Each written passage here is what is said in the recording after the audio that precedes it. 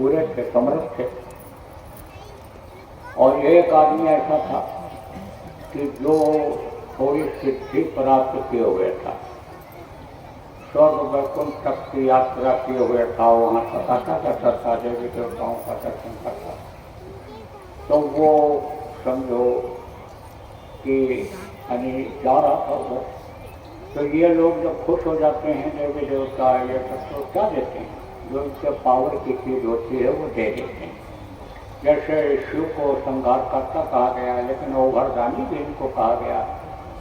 खुश हो जाते हैं तो देते हैं, क्या देते हैं, दुनिया की यही चीज़ें देते हैं, यही चमक चमक, यही घर मकान, यही बिल्डिंग, यही समझो गाड़ी घोड़ा, पुत्र परिवार की तरक्की, यही सब देते हैं, यश कीर्ति यही देते हैं। और इससे काम चलने वाला नहीं, आदमी तो इसमें फंस जाता है, माया के जाल में फंसता चला जाता है, कितना ही मांगता है, कितनी ही शांति की खोज करता है, उतना ही फंसता चला जाता है, शांति यहाँ है ही।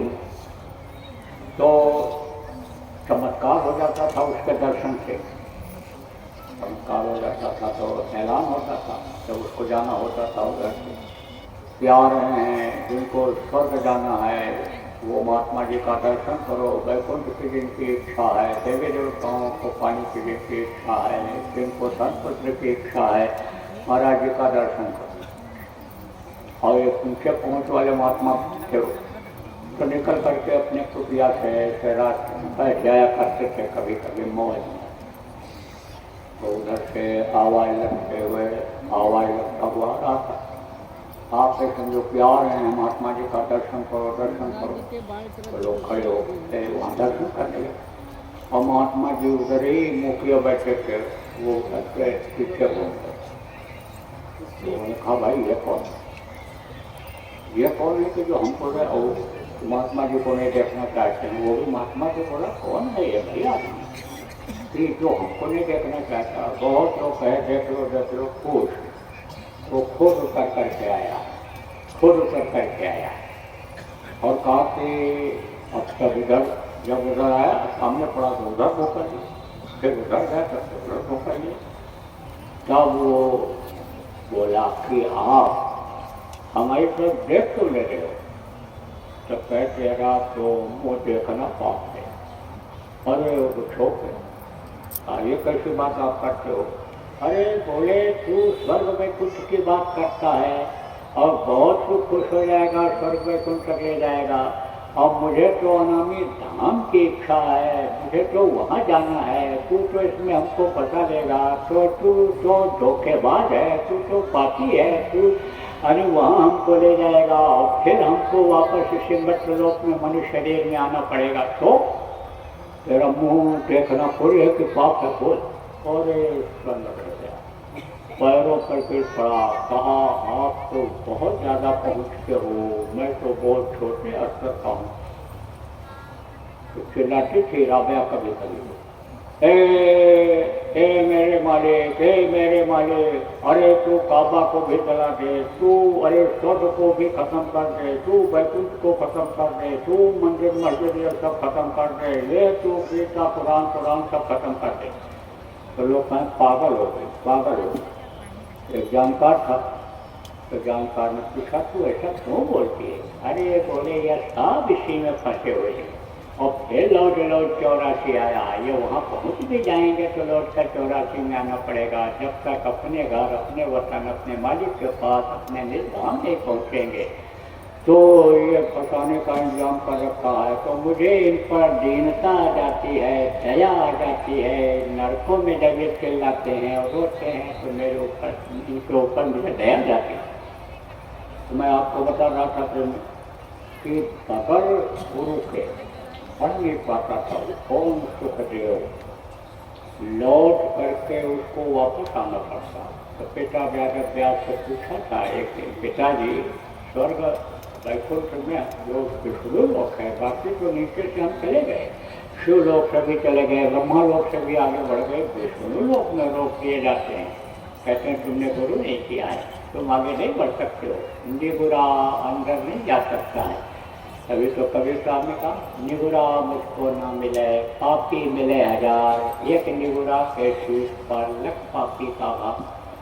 तो आपको समझने की जरूरत है। मैं आपको बता रहा था कि गुरु बिन भाव नहीं करे न कोई, जो वीरन के शंकर समूह चाहे शिव के समान हो, ब्रह्मा के समान हो। तो गुरु की जरूरत हमेशा रहती है, और गुरु कोई हानुमान के शरीर में होते नहीं। और गुरु अंदर की शक्ति होती है, वो शक्ति काम करती है लोगों के लिए। अब ये जरूर है कि जब तक शक्ति अंदर आती नहीं है, जगाते नहीं है, शक्ति को लाते नहीं है, तब तक गुरु के रूप कोई ज़रूरत पड़ती है, गुरु का दर्शन की आवश्यकता होती है। लेकिन हमेशा लोगों को जब नहीं हो पाता है तो फोटो ही लगा लेते हैं, और समझो कि सुमरन भजन करने से पहले आय से भी दर्शन करते रहते हैं। तो गुरु महाराज क्या थे? कमर के गुरु।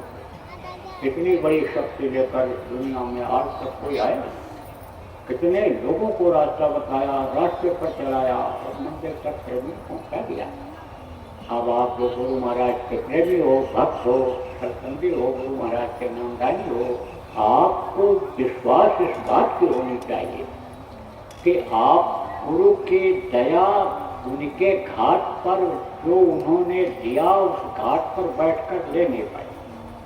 और जब आप नहीं ले पाए, जब आपको अंदर में कुछ दिखाई सुनाई नहीं पड़ा, केवल आपके दुख तकलीफें ही कम हुई, रोग ही कम हुआ, लड़ाई झगड़ा ही कम हुआ, या मान लो खत्म ही हो गया, तो उतना तक ही आप समझो कि पहचान उनकी कर पाए।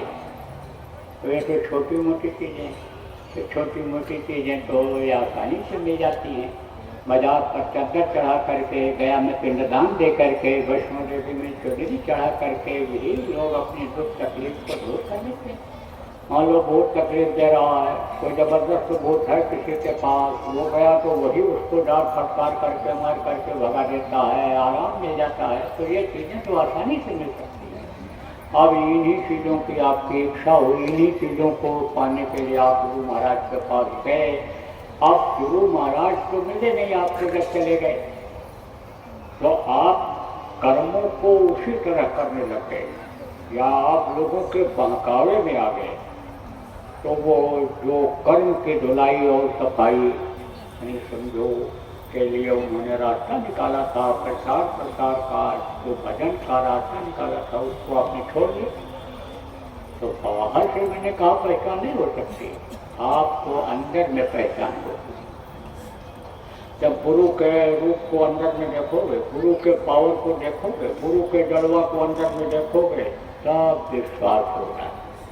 जब नानक जी ने गुरु के जलवा को अंदर में देखा और उछल पड़े, वह गुरु, वह गुरु, वह गुरु, वह मेरे गुरु। लड़का चलता नहीं है, छोटा रहता है, और जैसे खड़ा हुआ सब खुश हो जाते, वारे मेरे बेटा, वारे मेरे बेटा। 2 कदम 4 कदम में खड़ा, वारे बेटा, वारे भैया बोलते हैं, खुश हो जाते। लड़का मेरा चलने लग गया। ऐसे ही जब गुरु के पावर को, ताकत को देखा, तो वह गुरु, वह गुरु।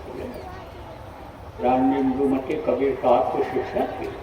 अंदर में जब दर्शन किया कबीर साहब का सतलोक में, सचखंड में बैठे हुए देखा, तब बोली, आप हमको मृत्युलोक में बता दिए होते, मैं ही सब कुछ हूँ, तो इतनी मेहनत मुझको क्यों करनी पड़ती।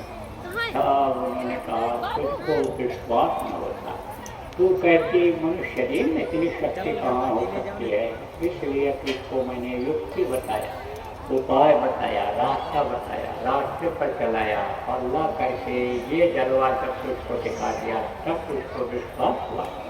तेरी मदद किया, बोलती नहीं किया, तब कहा आपने तो इतना मदद किया कि जितना मदद तो कोई कर ही नहीं सकता है। कोई भी मनुष्य, कोई भी जानवर, कोई भी देवी देवता, कोई भी अंड पिंड ब्रह्मांड के धनी इतनी मदद तो कर ही नहीं सकते हैं जितनी मदद आपने किया। आपने जब से मेरे सूरज की डोर को पकड़ा, छोड़ा नहीं, और वहाँ से जहाँ वो मृत्युलोक में फंस रही थी, वहाँ से आपने निकाला, उससे मोह भंग किया, उसके तरफ से मन को हटाया। इंद्रियों के घाट पर मन ये रस ले रहा था, आपकी दया से उधर से ये निकला, और ऊपर की तरफ जब आए तो वहाँ कदम कदम पर बैरियर लगे हुए हैं, कदम कदम पर वहाँ खड़े हुए हैं रोकने वाले, टोकने वाले। वहाँ से निकल पाना बड़ा मुश्किल था। वहाँ लोग लालच देने वाले दुनिया की चीज़ों पे खड़े हैं, लुटा रहे हैं कि ये ले लो, ये ले लो, धन ले लो, पुत्र ले लो, परिवार ले लो, यश ले लो, अरे ताकत ले लो कि मुर्दा को भी छुओगे तो जिंदा हो जाएगा, लौट जाओ। लेकिन आपने सारी इच्छा खत्म की, सारी तृष्णा खत्म की, आपने मन के ऊपर मेरे काबू लगाया। आप रास्ते में जहाँ रुकावट आई खड़े हुए मिले और ला करके ये जलवा दिखाया। आपकी महिमा का तो वर्णन ही नहीं किया जा सकता है। संतों की महिमा अनंत अनंत किया उपकार। आपने तो अनंत उपकार किया, इसका बदला ही नहीं चुकाया जा सकता। लेकिन उसने कहा मंत्र मूलम गुरु वाक्य। गुरु के मुंह से जो आदेश होता है, निर्देश होता है, वही होता है मंत्र का। आपकी बात को मैंने पकड़ कि गुरु बिन गुरु भक्ति शब्द में पढ़ते सो प्राणी को गोरख जान। शब्द खुलेगा गुरु महल से, खींचे गुरु सूरज करना। तो आप समझो कि गुरु ही खींचेंगे सूरज को, और गुरु की बातों पर विश्वास करो, उनके आदेश का पालन करो, गुरु भक्ति करो, मनमुक्ता छोड़ो, गुरुमुक्ता लाओ। ये मैंने केवल पकड़ा। एक बात हमेशा याद रखा कि गुरु माथे पर रखिए, चलिए आज्ञा माए, कह कबीर दास खाते। तो कभी भी गुरु भूले नहीं, गुरु मस्तक से उतरे नहीं, गुरु सामने से हटे नहीं, बराबर उनको याद करते हो। यही मैंने यानी समझो आपकी बात को, एक बात को पकड़ा। तो एक बात अगर यही पकड़ो तो आपका ये दुनिया भी बन जाए और दीन भी बन जाए। यही आप छोड़ देते हो, गुरु को ही भूल जाते हो, गुरु के वचनों को ही भूल जाते हो, लोगों के चरण पर कहते हो कि पैर छू लेंगे तो ये हमको धन दे देगा, ये हमारी यानी समझो प्रतिष्ठा बढ़ा देगा, ये हमको नौकरी दे देगा, ये हमको बिजनेस करा देगा, तरक्की करा देगा। लोगों का पैर तो पकड़ते हो, पैर पूछते हो, लेकिन गुरु के पैर को छोड़ देते हो। आप ये समझो गुरु के वचन को छोड़ देते, गुरु के वचनों को मत छोड़ो। अब आपके संयोग प्रेमी तो गुरु महाराज तो चले गए। तो गुरु महाराज के जाने के बाद अब आपको उनके दर्शन के लिए, अपने कर्मों को काटने के लिए अंतर में दर्शन करने की जरूरत है। कल गुरु का दर्शन हो सके रोज करो, दूसरे दिन करो, तीसरे दिन करो, महीने में एक बार करो, 6 महीने में एक बार करो, साल में एक बार गुरु का दर्शन करना जरूरी होता है। आप बरस दिनों में दर्श न पीना साधो लागे हो, और कह कबीर वाको कभी न हो। कभी मुक्ति मोक्ष नहीं होता है, एक साल में एक बार गुरु का दर्शन ही करता है। ये तो तब की बात है कि जब 6 महीने एक साल लगता था गुरु के दर्शन करने के लिए जाने में। लोगों को सवारियों का साधन नहीं था, लोग पैदल जाते थे, और अब तो तमाम साधन हो गया। एक जगह से दूसरी जगह आदमी आसानी से पहुंच सकता है। देश के कोने से 3 घंटे में दूसरे देश के कोने में हवाई जहाज से पहुंच सकता है।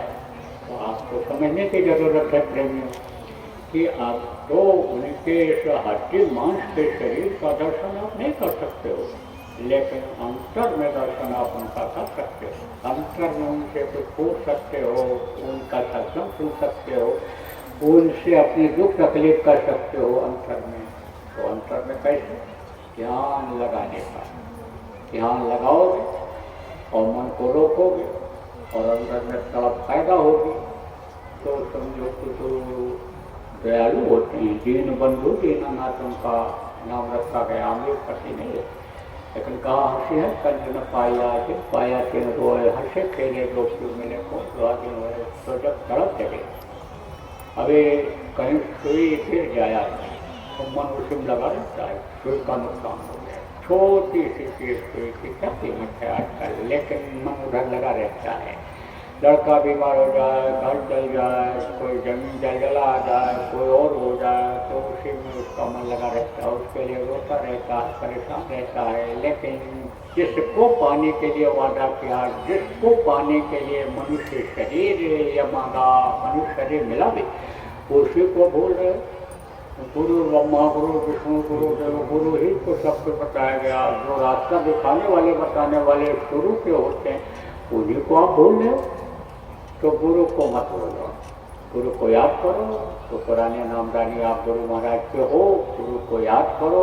गुरु ने जो सिमरन ध्यान भजन बताया है, इसको आप करो। इसलिए कह रहा हूँ इन बातों को कि गुरु ने हमको वचन के अपने बंधन में बांध दिया है। वचन का बंधन किसको कहते हैं? गुरु का आदेश हुआ था, आपको याद होगा। यही वसीयतगंज आपके है, पुराने लोग हो आप, गुरु महाराज के शिष्य, आप याद करें। गुरु महाराज ने बगल में ऐसे मंच के खड़ा करके कहा था कि यह नाम लेकर के कि यह हैं उमाकांत तिवारी, ये पुराणों की संभाल करेंगे। और भी बातें बताई थी उन्होंने भूमिका बना करके कि हमारे गुरु महाराज आए और उनके लड़के चले गए और ऐसा वैसा बहुत सारी बातें बताई थी। लेकिन मुख्य बात यही थी कि यह पुराणों की संभाल करेंगे और नए को नामदान देंगे। तो अर्जी हमारी है, मर्जी आपकी है, मैं तो संभाल वाली ही बात करता हूँ।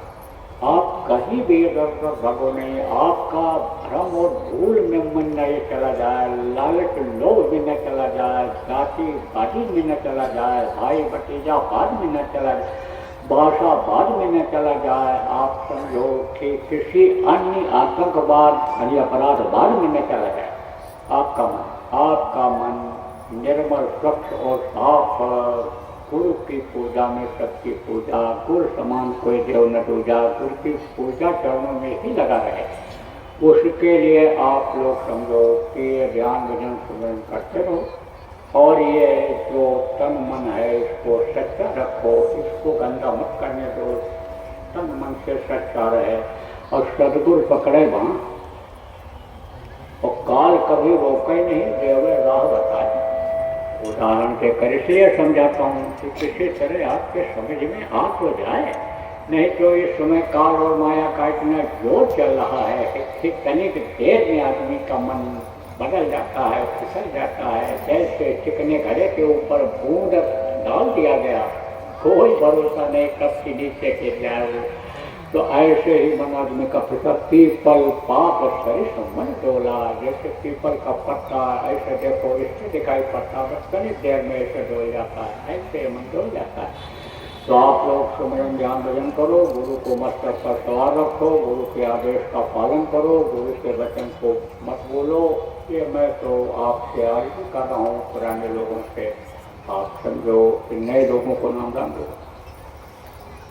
कुछ लोग तो समझ करके आए हो नामदान क्या होता है, आपको इन लोगों ने बताया होगा। और कुछ लोग तो ऐसे धर्म कर्म का संदेश सुनने के लिए आते हैं। कुछ लोगों की आदत भी होती है सबका सुनते हैं, और जब सबका सुनते हैं तो उलझ भी जाते हैं। अब फिर कोई निर्णय नहीं ले पाते क्या करना चाहिए। तो ज़्यादातर लोग कहीं समझो कि थ्योरी ही बताते हैं। थ्योरी जानते हो, लिखा पढ़ी किताब में कुछ चीज होती है, वो थ्योरी होती है। और प्रैक्टिकल किसको कहते हैं? जो करके दिखाया जाता है, हाथ से करके दिखाया जाता है। जैसे कहते हैं गड्ढा सब खुदेगा जब पौधे से खोदोगे, और तो एक तो वो होता है, और एक होता है खोद करके दिखाया जाता है कि देखो ये गड्ढा खुद गया। ऐसे ही प्रैक्टिकल की जानकारी नहीं है तो किताबों को पढ़ करके और लोग बताते हैं, सुनाते हैं तरह तरह से। इसीलिए देखो प्रवचन में वही राम की बातें, वही कृष्ण की बातें, वही महापुरुष होकर के वही की बातें बताते हैं। सार शब्द कोई नहीं पकड़ पाता है उसका।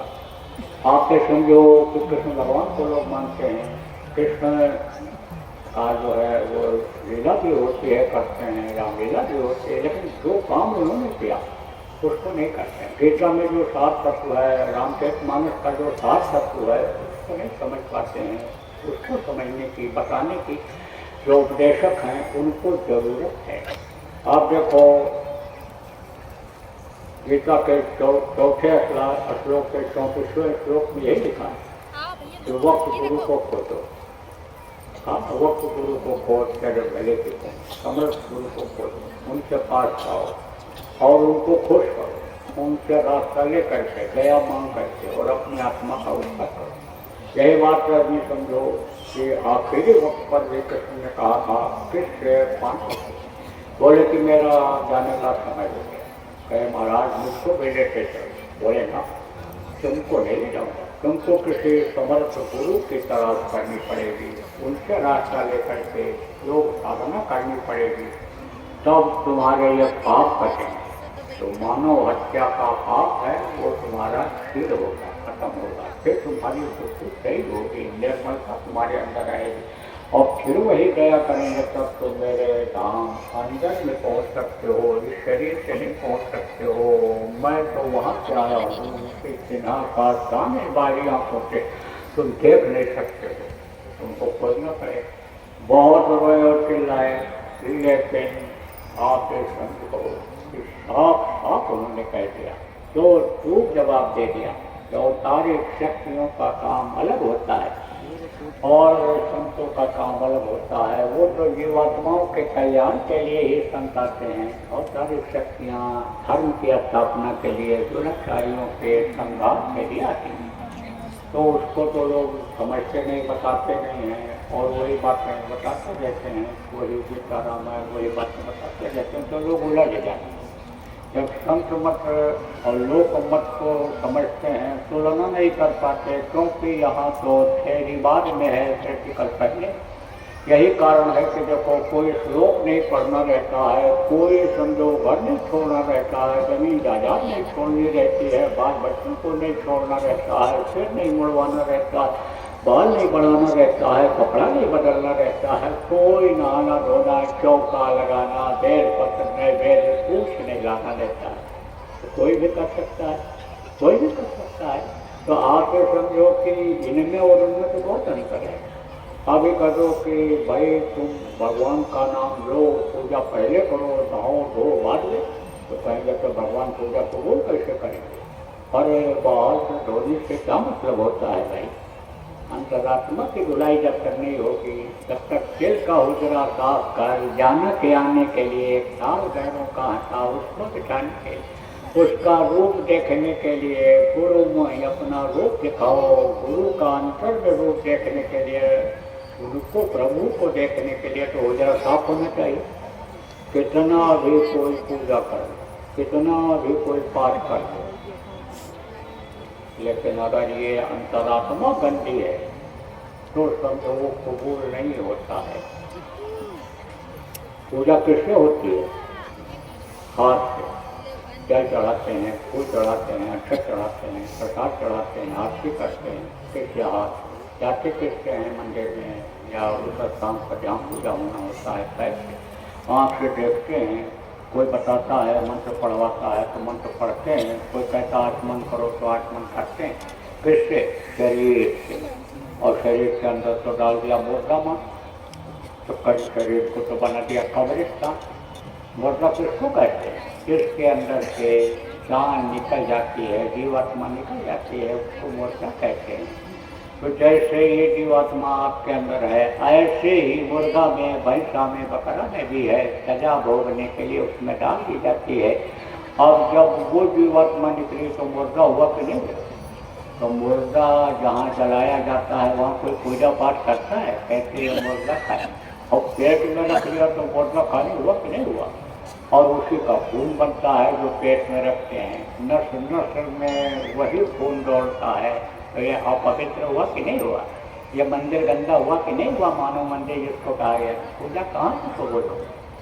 तो मैं आपको बता रहा था कि कुछ लोग तो धर्म कर्म का संदेश सुनने के लिए आ जाते हैं, कुछ सबका सुनते हैं, साधु महात्मा जो आते हैं सबका सुनते हैं, कुछ लोग नामदान लेने के लिए ही आते हैं। तो जो नामदान लेने के लिए आते हैं उनको नामदान दिया जाता है और वो समझ करके आते हैं तो करते हैं। लेकिन जिनके संस्कार अच्छे हैं, जो समझ जाते हैं बात को, अगर ठीक से समझा दिया जाए तो पूछ करके दूसरों से वो भी करने लगते हैं, उनका भी फायदा हो जाता है। इसलिए नामदान सबको दे दिया जाता है। तो जैसे आप बताया कि गुरु के आदेश के मर्यादा में बंधे हुए हैं। उन्होंने कहा था नए लोगों को यह नामदान देखे, तो सबको देता हूँ। बड़े बड़े देशों में गया, 15 देशों में गया, 15 देशों में नामदान दे करके आया। इतने आदमी तो वहाँ देखने को नहीं मिलते, कोई खड़ा भी नहीं कर सकता है, पैसा भी नहीं सकता है ये संदेश सुनाने के लिए। क्यों? क्योंकि वहाँ तो पेट के लिए ही करने में लगे रहते हैं, वही रुपया पैसा, वही खाओ पियो, वही मौज करो बड़े बड़े देशों में। पूरी तो उनका तो बस यही भगवान है। वो तो भगवान को कुछ बहुत से लोग तो जानते नहीं है, मानते ही। शाकाहारी बहुत कम लोग मिलते हैं, वहाँ के जानवर तो शाकाहारी मिलते हैं। गाय बैल के आगे मांस डाल दो, हाँ तो वो सूंघ करके छोड़ देते हैं, लेकिन आदमी कुछ नहीं सूंघता है, सब खाता दबाता चला जाता है। तो जब गंदी चीज़ कोई रहती है तो उसमें कोई चीज़ रखो तो उसका भी असर खत्म हो जाता है।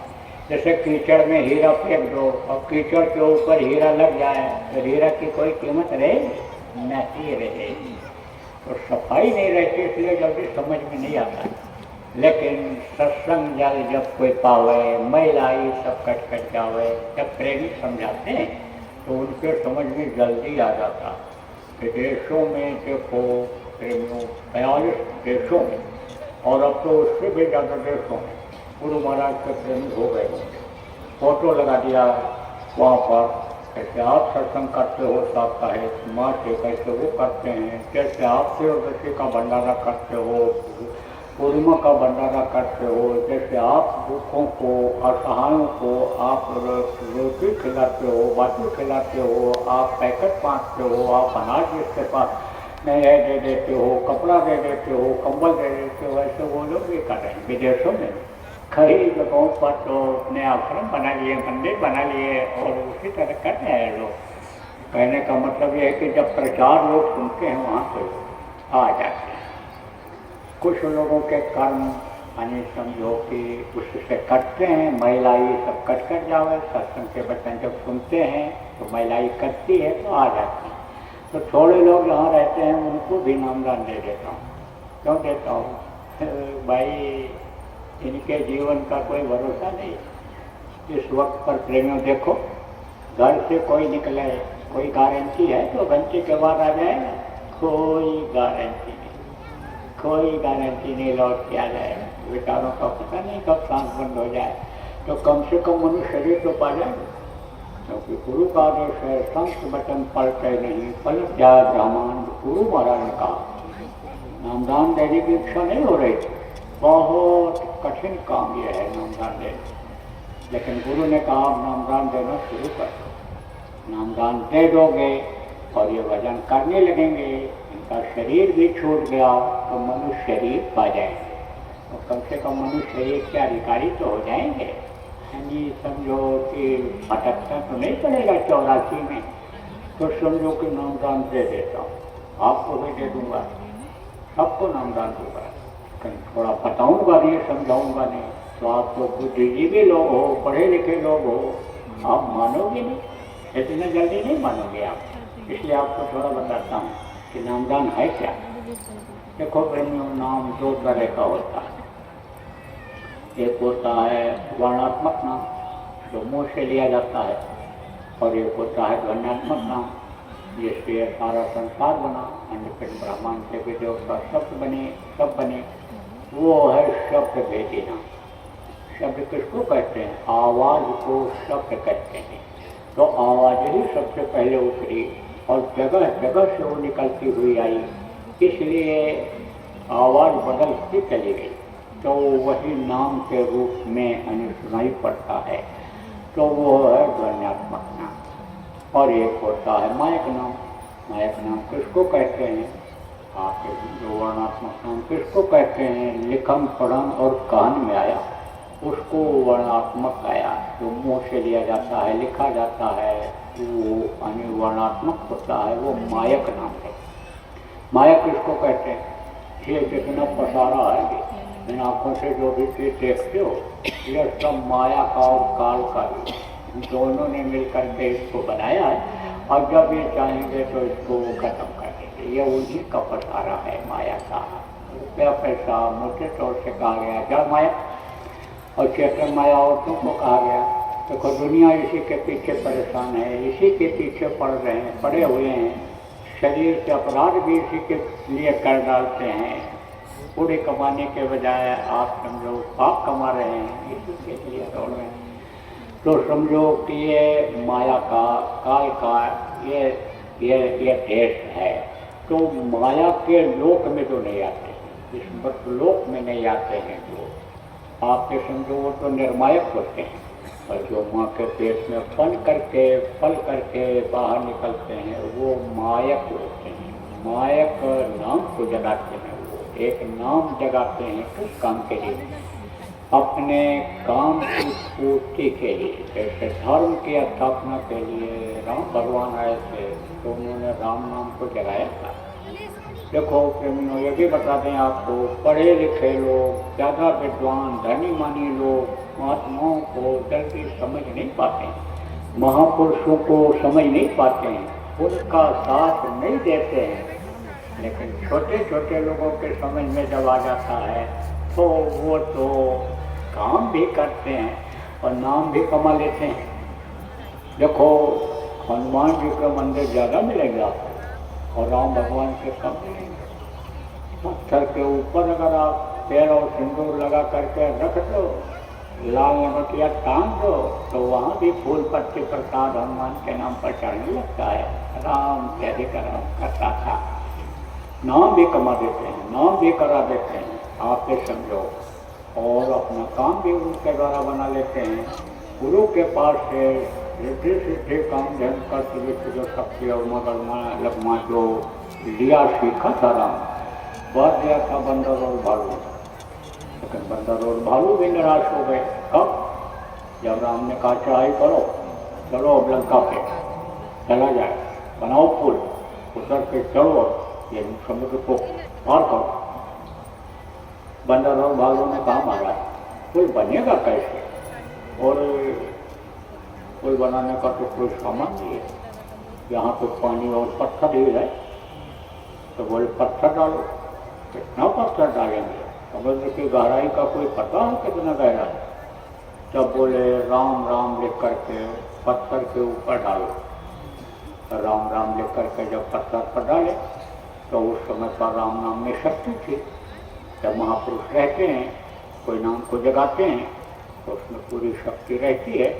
और वो शक्ति अगर वो जाते समय खत्म नहीं करते तो जिसको उत्तराधिकारी बना करके जाते हैं वो उसी शक्ति को, उसी नाम को लेकर के आगे बढ़ता जाता है। पिछले दिनों में हुआ है, पिछले युगों में, पिछले मतलब यह है कि काल में हुआ, अभी आपको समझ में आ जाएगा। तो राम राम लिख करके और समुद्र में डाला पत्थरों को, सारे पत्थर तैरने लगे। कृष्ण भगवान आए, कृष्ण नाम में शक्ति बढ़ी। कृष्ण कृष्ण जिसने जहाँ पुकारा, कृष्ण खड़े हुए मिले, विश्वास दिलाए, विश्वास दिलाए। आप ये समझो कि कहा ना कि यही मेरे सखा हैं, यही मेरे गुरु हैं, यही सब कुछ हैं। किसने कहा था? और अर्जुन ने भी कहा था इस चीज को। तो कैसे अर्जुन को ज्ञान कराया था? कब ज्ञान कराया था? जब महाभारत की लड़ाई में नहीं जा रहे थे तो बोले बैठो, तुमको हम दिखाते हैं महाभारत। महाभारत तो हो गया है, तुमको क्या पता है? और देखो अब आँख बंद करो।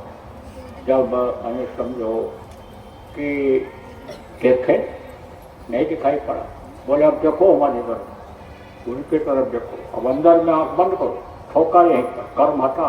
जब कृष्ण दिखाई पड़े तो देखा कि कृष्ण का ही चक्र सुदर्शन चल रहा है और सबको काटता चला जा रहा है। सब भरोसा हो गया, विश्वास हो गया।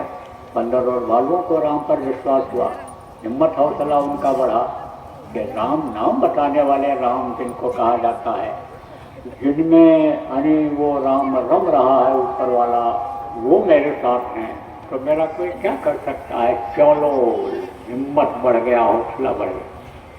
तो वक्त के जो महापुरुष आते हैं एक नाम को लोगों की रक्षा के लिए, लोगों को विश्वास दिलाने के लिए, अपना काम जिस काम के लिए आते हैं बनाने के लिए